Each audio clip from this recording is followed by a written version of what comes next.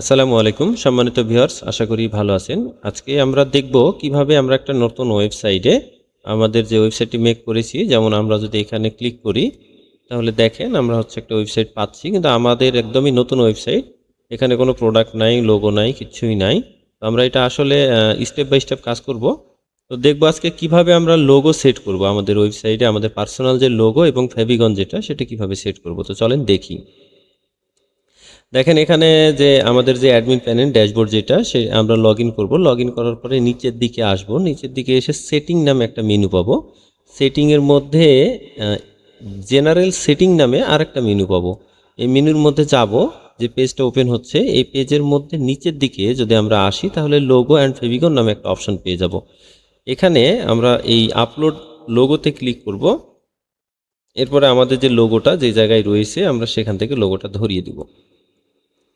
তো আমরা চাইলে লোগোটাকে একটু সাইজ করতে পারবো, রিসাইজ করে আপলোড করতে পারবো। আমরা হচ্ছে একটু বড় করে নিলাম।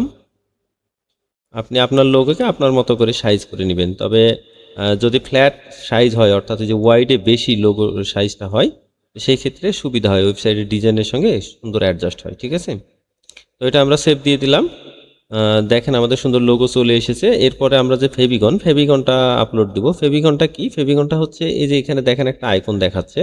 তো আপনারও তো এই ওয়েবসাইট এইটা, তাই না? তো এখানে একটা আইকন দেখাবে, এই আইকনটা হচ্ছে ফেভিগন। তো চলেন আমরা ফেভিগনটা আপলোড দিই। তো আমার অলরেডি একটা ফেভিগন রেডি করা ছিল, এটাও জাস্ট লোগোরই একটা অংশ আমরা নিলাম। নেওয়ার পরে এখানে দেখতে পাচ্ছি কিছু অংশ কেটে যাচ্ছে, তো এটাকে একটু জুম আউট করে দিলাম। এরপরে হচ্ছে ক্রপ অ্যান্ড সেভ করে দিলাম। ক্রপ অ্যান্ড সেভ করে দিলাম, দুইটা হয়ে গেছে। নিচের দিকে এসে যে আমরা এটাকে সেভ চেঞ্জেস করে দেব। সেভ চেঞ্জেস করে দিলে দেখেন অটোমেটিক এখানে লোগোটা চলে এসেছে। এবং আমরা যে আমাদের যে পেজ, যদি আমরা এখনও কাস্টম ডোমেন লাগাই নাই, এটা হচ্ছে আমাদের ডিফল্ট ডোমেনে আছে। আমরা যখন কাস্টম ডোমেন লাগাবো তখন এখানে আমাদের লিঙ্কটা চেঞ্জ হবে।